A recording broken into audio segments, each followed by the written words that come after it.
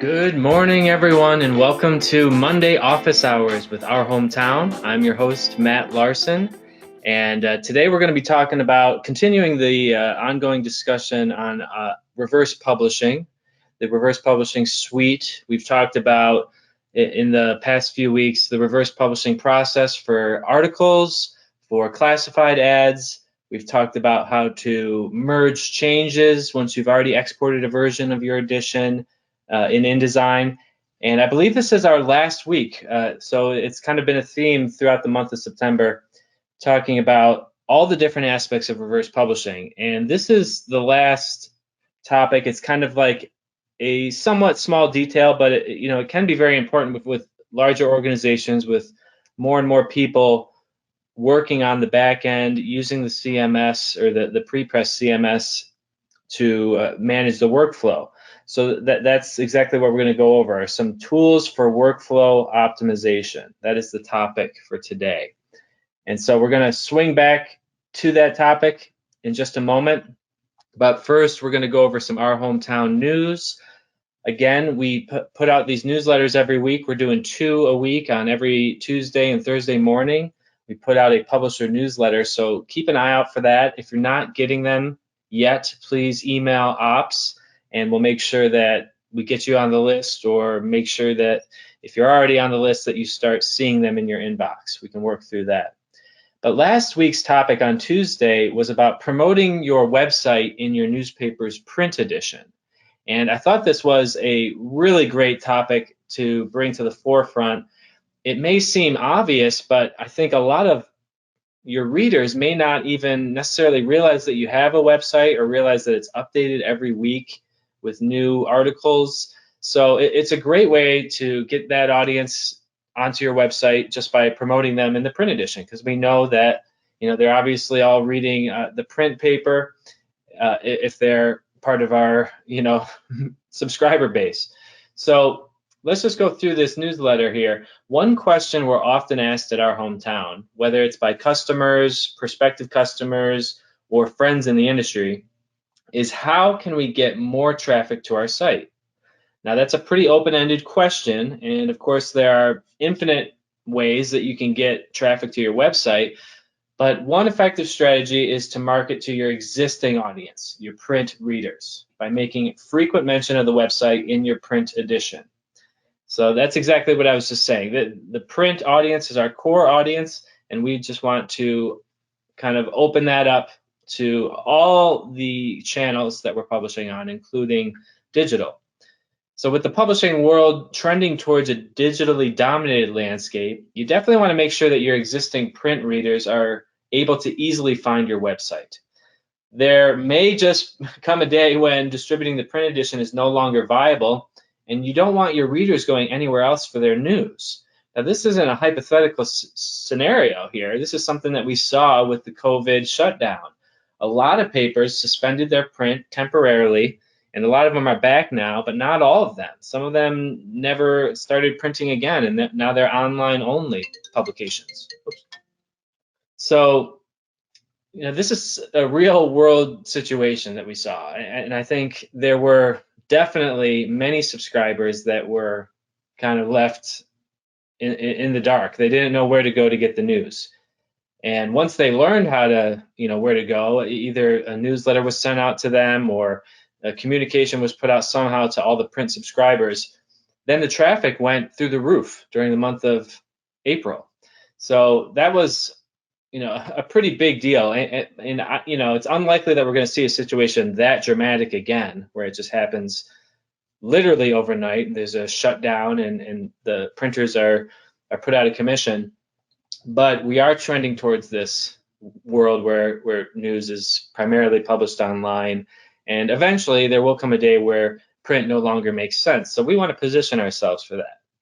So let's read more about this, dig into some of the details here. So this is the blog post, and if you read our newsletter, you know that all these topics that we bring up here, there's always a lot more to read. So we're just giving you the teaser in the newsletter, much like your newsletter works actually, for driving people to the website. And so let's read through this. Okay, I think I read, basically we include the intro teaser in the newsletter. So let's start with the obvious, the aforementioned tip of including your website in the print edition, the actual URL. So if you, like many newspapers around the globe, are refocusing your efforts on your digital product, then it probably makes sense to promote your website heavily in the print edition. So the first place to start would be to include your website's URL, probably somewhere in the masthead is a place that I would start, or somewhere on your front page. That's a good first step to helping readers find the website. They see it every time they pick up the paper, and they notice it's there, and if they ever need to reference it, maybe remember exactly what the URL is, whether it's the Euclid Observer or just euclidobserver.com. Those small differences make a difference when they're trying to get the website. So we want to give them the exact URL there, and this just helps illustrate to readers that the newspaper itself is only a single piece of your product, and that there's actually a lot more available on the website. And we'll get to that in a minute. This is another point that Jack made in this blog post that I really liked. A lot of newspapers will publish their website's URL on every page of the print edition by adding it to the top or bottom margins next to the page numbers. And when a reader sees this URL repeatedly printed through the edition, they'll never have to even Google your website. They'll just have the URL memorized, and they can just type that into the search box. And I'm actually going to talk about Google in a minute here. Second tip for promoting your website in your print edition is to publish surplus photos on the website, photos that you don't have room for in the print edition, because on the web we can publish unlimited photos in these photo galleries. So let's read through this. Photographs add an extra dimension to the news. Very true. Giving readers a glimpse of a person or place and allowing them to easily connect with the subject matter in the story. Humans are very visual creatures, so images definitely help a lot. Oftentimes, especially with large community events, there just isn't enough room in the print edition to show off all the amazing photographs that were captured. This is another great opportunity to promote your website by inviting readers to view the rest of your photos online. So you don't just put the extra photos on the website and just publish them there. That's the first step, of course, but you need to mention it in the print edition that when you're writing that article and you get to the end of it, go to the website for more photos from the game, for even give them a number for dozens of additional photos or something like that, just to really drive them to check it out. On our hometown's WordPress publishing platform, we use the Max Galleria plugin, which makes creating photo galleries a breeze. You can quickly upload a set of photographs to a gallery and embed it to any article or page on the website using a shortcode. And whether you're simply adding more photos to the online version of an article or creating a dedicated photo gallery section on your website, you may find success by teasing these galleries in print with a note or link to view the full gallery online. Not a bad idea to include the link there, even though it's not going to be the most user-friendly thing to have the print edition and then just try to type it to go to the photos. Either way, you just say go to this article version on the website. I think that's very sufficient to drive the traffic there. Let's see here. I'm just getting a message. Sorry, 1 second here. Okay. So, continuing the story online. Tip 3. Using the same principle as the above, you could include a slimmed down version of your content on the print edition and invite readers to visit the website for a more in-depth version of the story. It's the exact same concept as above. We have unlimited space on the website. You can write an article that's twice the size of the print edition if you want to go in more depth. And in a way, it's a very cool strategy. It's kind of like the idea behind just having a teaser on the homepage or a teaser on the front page of your print edition. That's to get the person interested in the article, and then they open the paper to read more. This is just kind of taking it, bridging that gap between print and digital. So while it probably doesn't make sense to apply this tactic to general news articles, it can be especially useful for reader interest and feature style reporting, where a single feature can go on for several pages, eating up valuable space and increasing the cost of producing the print edition. Depending on how many ads you're able to sell, it may be more financially viable to produce less pages in print by moving the majority of the story online.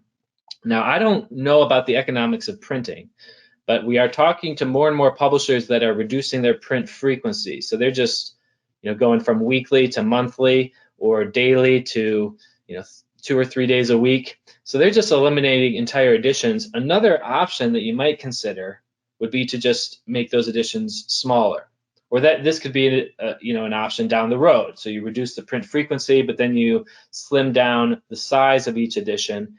That way you're still getting in print, and you're still serving those advertisers that are, they really want to be in print. But this is another way to cut costs, because you can really, then it almost turns into the print edition is a marketing tool for the website, which I think is an excellent strategy. Of course, you can also include additional media and assets online, much like the photo galleries we mentioned above. While the print edition is largely limited to just text and a few photos, you could invite readers to download a full PDF of a certain document or view a full video of an incident on your website. So you're not going to publish the minutes from the town council's meeting that may be available in a PDF, but you would upload that to the website, tell people that the PDF is available for download on the website, and drive traffic that way. Or again, like video, obviously you can't publish a video in the print edition, so the only way to get that content out there is to put it on the website, but you've got to market it in the print edition to get that segment of your audience to check out these videos. You could even invite them to listen to the story online, which would be using our audio articles feature. So I love that idea. If you're using audio articles, promoting the fact that you are turning all your text articles into mini podcasts is a fantastic idea. And this could be, technically, it would be included in every article on the website. So you could put this in every article in your print edition. It might make sense if you're going that way to just put it right on the home page or something like that. Like listen to the entire edition online. Because if we're going to do one article for you with audio articles, we're going to do them all. Okay, fourth tip. Interactive content online.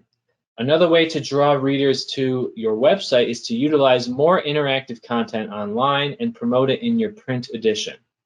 Our hometown's WordPress publishing platform includes tools like the polls and contests that you can use to appeal to readers. We're going to talk about polls in just a minute, a little bit more.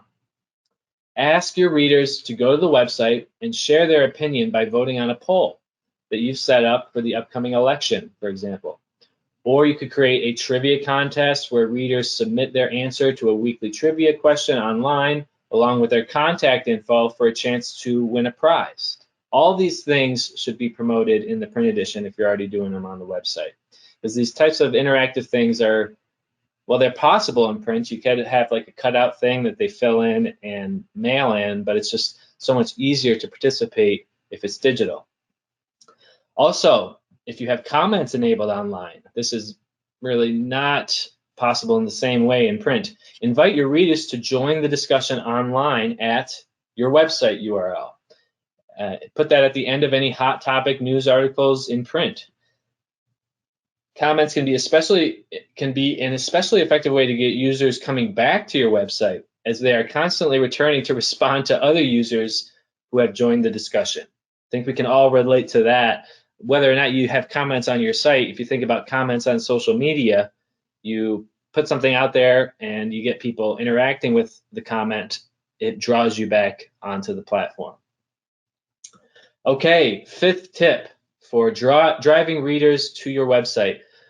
Promote the website and services in filler ads. I love this idea too. If you have unfilled ad space in your print edition, create some filler ads that drive users to the website. So all the things that we've been talking about here, you could promote rather than including it at the end of an article, you could promote in an ad format.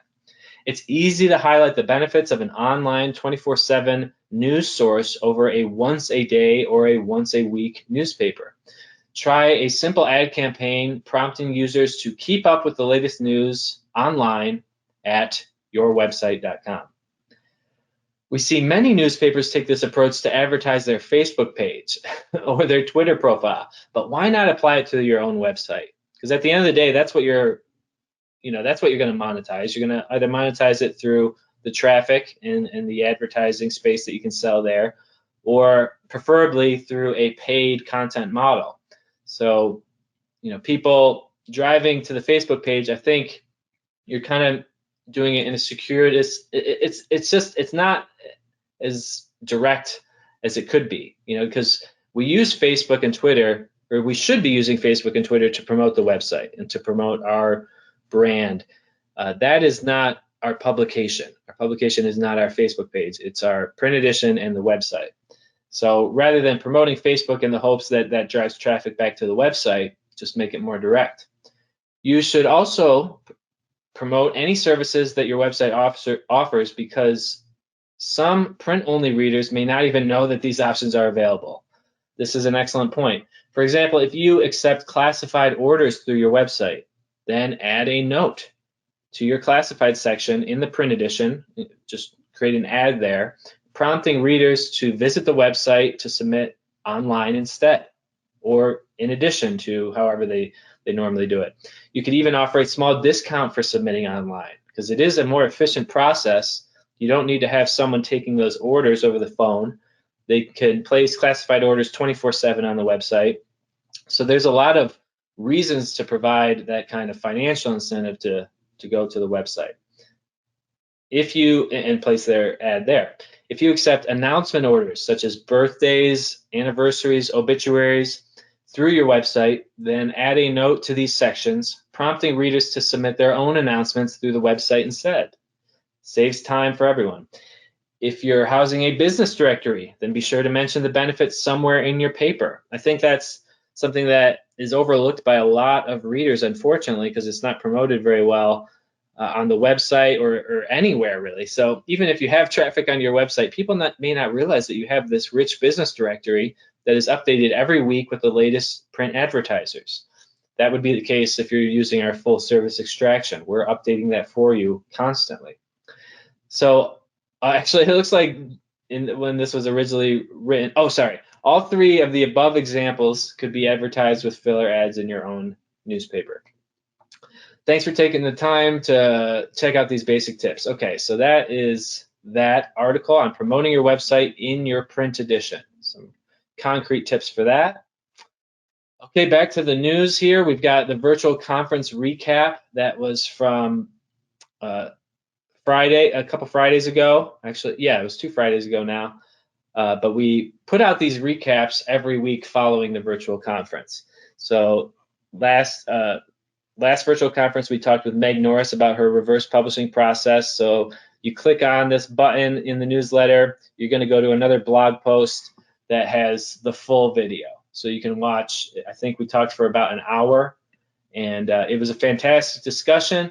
It was kind of a high-level discussion, partly for the first half, where we talked about, what is reverse publishing, how does it differ from normal print-first workflows, and what are some of the benefits. I think we also discussed as one of these slides the benefits of digital first publishing. And then we switched to a live demo with Meg, where she showed us exactly how she does this every week at her 5 newspapers, her 5 weekly papers on Long Island. So check that out. Then we've also got the the office hours recap. We do this every Tuesday. So last week we discussed more reverse publishing pro tips. So you can watch that replay there. And I just want to mention, I guess while I'm on this newsletter, this is the week of the NNA virtual conference. We've been talking about this for months now because we were asked over the summer to give 5 flash sessions where we're going to talk about a wide variety of things. Paywalls, we're going to talk about donation strategies. One of my favorite sessions here is going to be talking about producing high yield content with video interviews, kind of like what we're doing right now, where I just record this video live and then we create a whole bunch of different pieces of content, a podcast. We can create video highlights. We can spin off a lot of different benefits from just one live interview. And then we're also going to be discussing reverse publishing from website to InDesign. So sign up for that if you haven't yet already. Now that's it for the Tuesday newsletter from last week. Now let's quickly review the Thursday newsletter, the publisher newsletter for customers, where we talked about election polling. So I mentioned this earlier briefly, but polls are a feature that have been on WordPress since we switched to it, and it's a very effective way to gauge where your audience is at, and it's actually a really interesting way to generate content, I would say, because you can run a poll and then discuss the results of the poll in the print edition on the website. So it doesn't just have to stop and end with the percentages that you see on the poll. You can make a story out of that. But the reason this was brought up here is because we have a limited time offer. So let's talk about this. Our Hometown's WordPress publishing platform includes a very simple and easy to use polls tool that customers can use to poll their readers and gauge public opinion on various topics. With the election season just around the corner, man, it's really heating up here. We've got about a month until this is all over. Many newspapers are hosting polls related to local or national elections to get a sense of which way their readers are leaning towards voting. This data can be valuable to your own marketing strategy, as well as to advertisers who may be interested in the political demographic of the area.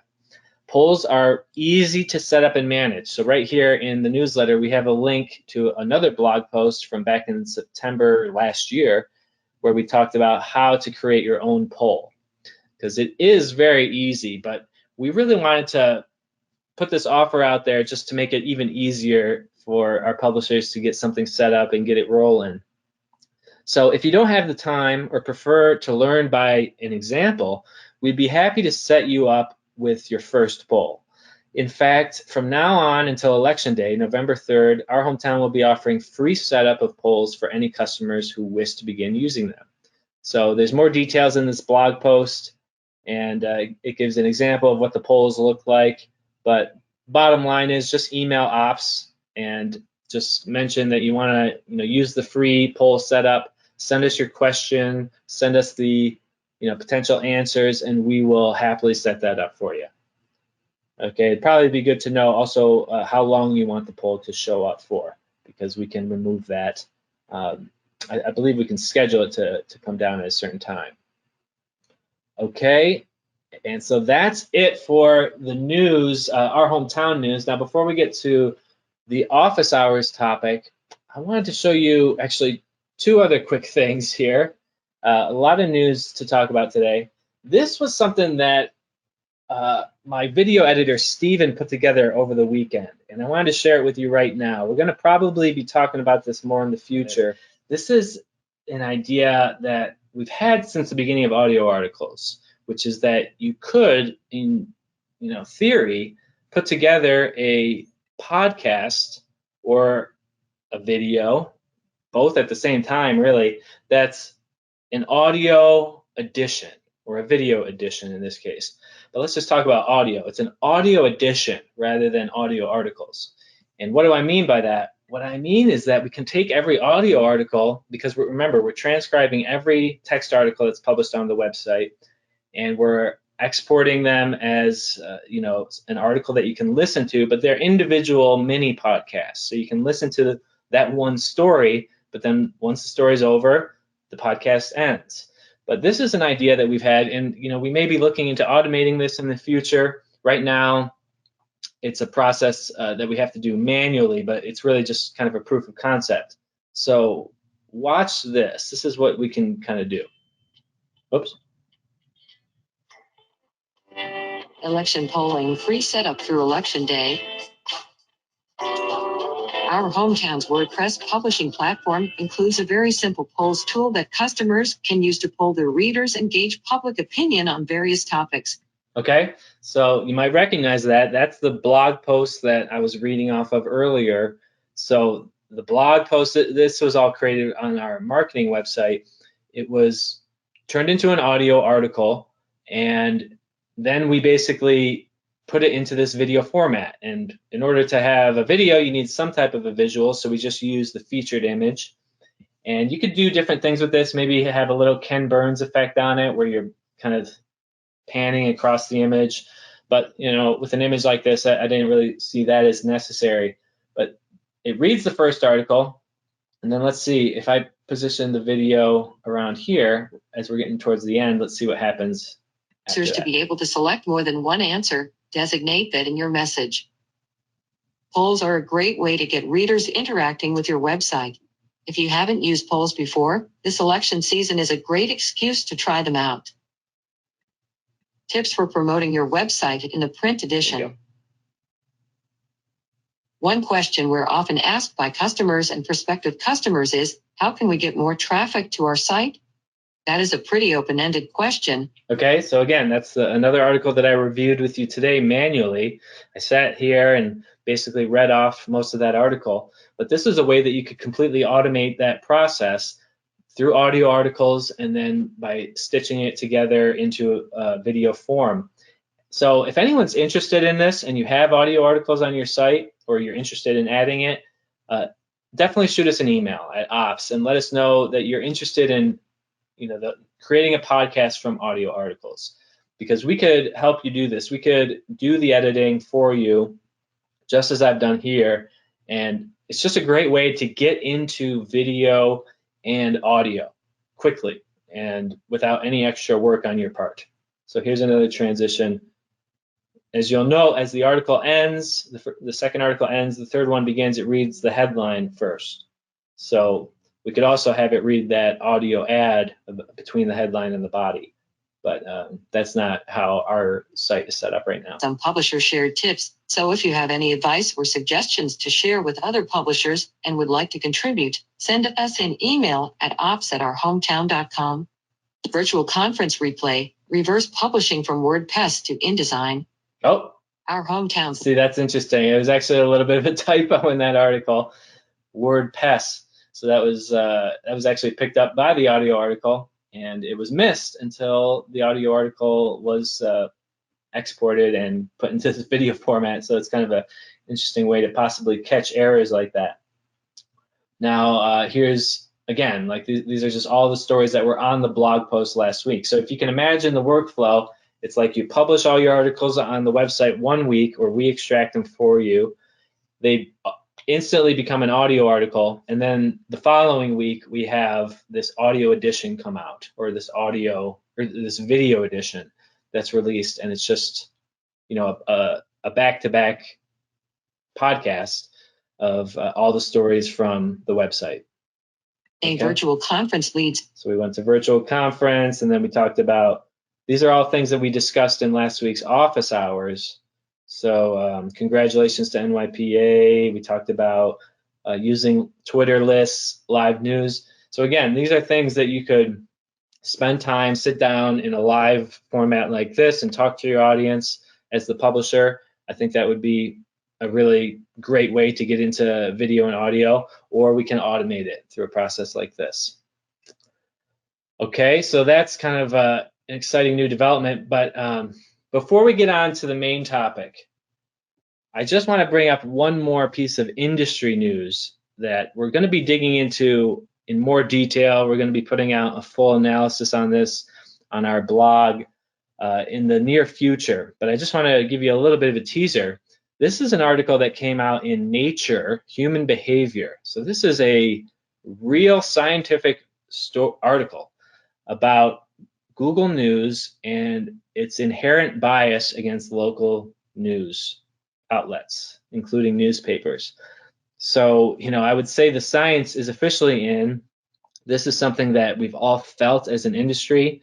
Publishers are constantly fighting this, And as website providers, we're also focused on, combating the bias against local newspapers by, doing everything we can to follow Google's guidelines on SEO and getting traffic to the website, doing everything we can to update the website on a regular basis. Because here's the thing, Google is an artificial intelligence at this point. It is not like necessarily a deliberate decision on behalf of the executives or any of the people running Google. It's just an AI that has been set up to, kind of find what it thinks you want to see. And this bias is seriously hurting local media. So let's talk about it. The article is titled Auditing Local News Presence on Google News. Local news outlets have struggled to stay open in the more competitive market of digital media. This is from the abstract. Some have noted that this decline may be due to the ways in which digital platforms direct attention to some news outlets and not others. To test this theory, we collected 12.29 million responses to Google News searches within all US counties for a set of keywords. We compared the number of local outlets reporting in the results against the number of national outlets. We find that unless consumers are searching specifically for topics of local interest, national outlets dominate search results. Features correlated with local supply and demand, such as the number of local outlets and demographics associated with local news consumption. Sorry, I read that in a weird way. Features correlated with local supply and demand, such as the number of outlets and demographics associated with local news consumption, are not related to the likelihood of finding a local news outlet. Our findings imply that platforms may be diverting web traffic, and desperately needed advertising dollars away from local news. This is kind of a big deal. The fact that it's now been proven scientifically that Google is driving traffic away from local media to the national outlets. I mean, who knows what the impact has been on, all the polarization that we see across Facebook and, all social media, because everyone is reading the same national brands. They're not actually reading their local newspaper anymore when they search for general topics. They're being directed to the national outlets. So that's very interesting. Again, unless they're specifically searching for local interest. So that's good. If I'm searching for the name of the mayor, I'm still going to get the local newspaper. That's just accurate indexing, though. The fact that this is biased against local newspapers for these general interest topics is a problem. So I'm going to read through this. We're coming up against, towards the end of the office hours here, but the main topic that I want to demo for you guys will only take a few minutes. So I do want to just read this introduction for you because it's absolutely fascinating, and we will be including a link to this in our analysis. But this is just kind of like a great overview of all the issues that we're dealing with as an industry. Okay, so let's see if I can make this a little bigger so it's even easier to read on the screen. Okay. Local news in the United States is disappearing, leaving citizens with less access to the information necessary to participate in the civic and political life of their communities. From 2003 to 2018, 1 in 5 newspapers in America ceased publishing. These closures have left about half of the 3,143 counties in the United States with only a single paper, and about 200 counties without any local paper, so-called news deserts. The widespread decline of local news has been associated with changes in the advertising business brought about by online news consumption. Almost 90% of Americans obtain some of their local news digitally, with almost half of local news consumption occurring on mobile devices. Digital consumption has also nearly surpassed television as the preferred medium for accessing local news, 37 versus 41%. Because the internet offers a broad set of media options, individuals rely on curation by search engines and other online platforms, which are now central conduits through which individuals access news on the internet. Almost 1/4 of traffic to online news sites comes from search engines, and it falls on them to rank and prioritize news outlets to help users determine what content to consume. By highlighting specific stories and outlets over others, these platforms can operate as gatekeepers to advertising dollars, something that we're all struggling with. Because of rising concerns that automatic algorithms reinforce existing social and economic inequalities that undermine private and public welfare, researchers have audited specific platforms in order to determine platform behavior, in order to document platform behavior and to estimate the relationships between information fed to the platforms and the information that the platforms present to users. Wow. I mean, there's just a ton of research on this that we're going to be digging more into. While a few studies indicate that online platforms may overrepresent certain news outlets, algorithms appear to be relatively insensitive to the ideological preferences of consumers. Google does appear to alter its results based on user location. However, there has been little work done to assess the relationship between news aggregators' algorithmic behavior and the curation of local news. In this paper, we assess whether the major online news aggregator, Google News, might contribute to the observed declines in local news in the United States. Google News is used by about 15% of Americans, a level of reach similar to that of the Washington Post, but about half the percentage of Americans using Facebook to seek out local news. This is definitely a story that I need to check out later.